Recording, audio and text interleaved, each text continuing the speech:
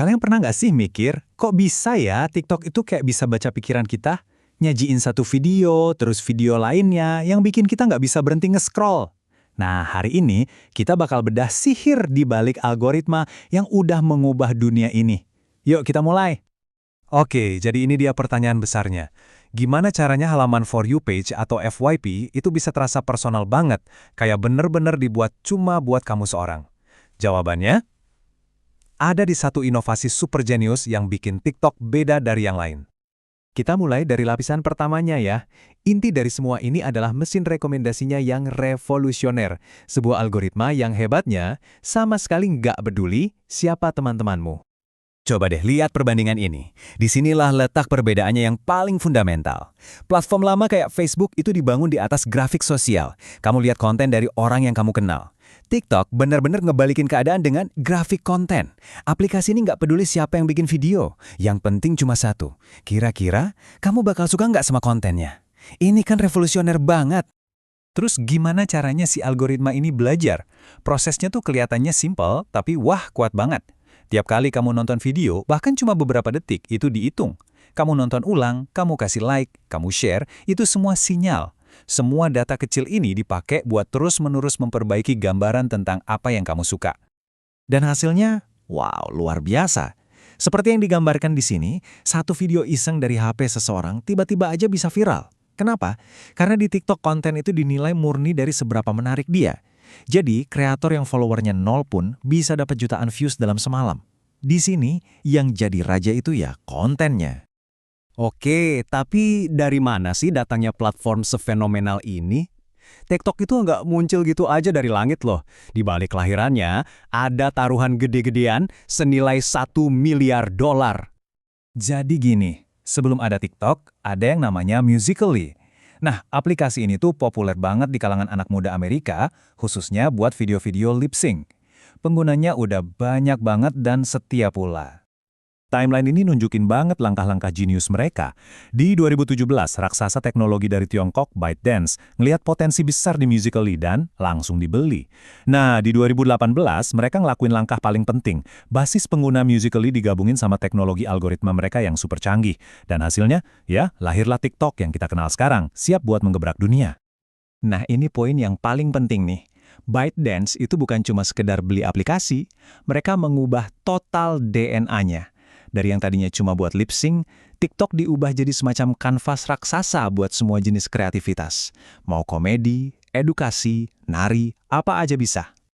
Oke, ceritanya makin seru nih. Soalnya banyak banget orang yang nggak sadar kalau TikTok yang kita pakai secara global ini sebenarnya punya saudara kembar yang beroperasi secara terpisah.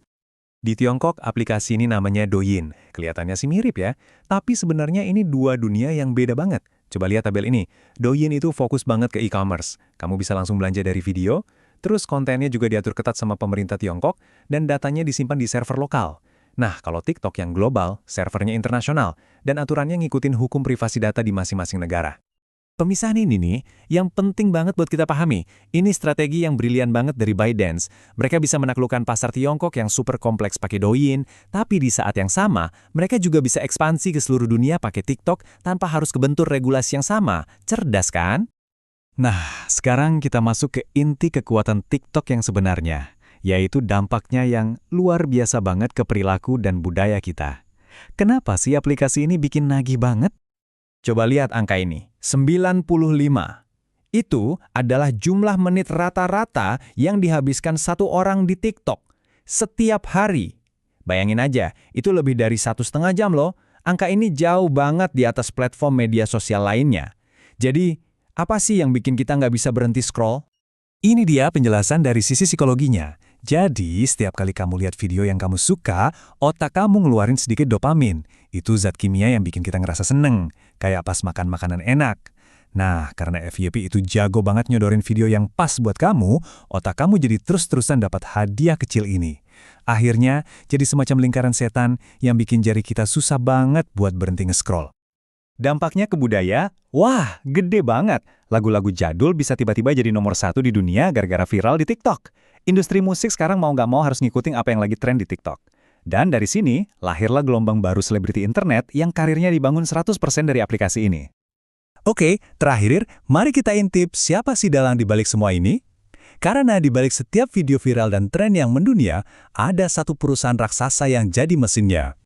Biar kebayang segede apa? Ya, di puncaknya, valuasi ByteDance itu mencapai ratusan miliar dolar. Itu bikin mereka jadi perusahaan swasta paling bernilai di seluruh dunia. Nah, kekuatan finansial sebesar inilah yang bikin mereka bisa terus inovasi gila-gilaan. Terus gimana cara mereka dapat duit? Salah satu kuncinya ada di model iklan mereka yang pinter banget. Iklan di TikTok itu seringkali nggak kelihatan kayak iklan. Formatnya niru video-video FYP biasa, gayanya juga sama. Hasilnya, Gen Z yang biasanya alergi sama iklan jadi lebih mau nonton, bahkan kadang ikut berinteraksi. Jadi, kita balik lagi ke pertanyaan awal, tapi sekarang dengan pemahaman yang jauh lebih dalam. Mulai dari algoritma yang jenius, akuisisi yang strategis, sampai ke psikologi yang bikin ketagihan, TikTok itu udah bener-bener nulis ulang aturan mainnya. Pertanyaan terakhir yang mungkin bisa kita renungkan bersama adalah, apa yang terjadi kalau sebuah aplikasi bukan cuma tahu apa yang kita mau, tapi bahkan tahu sebelum kita sendiri sadar?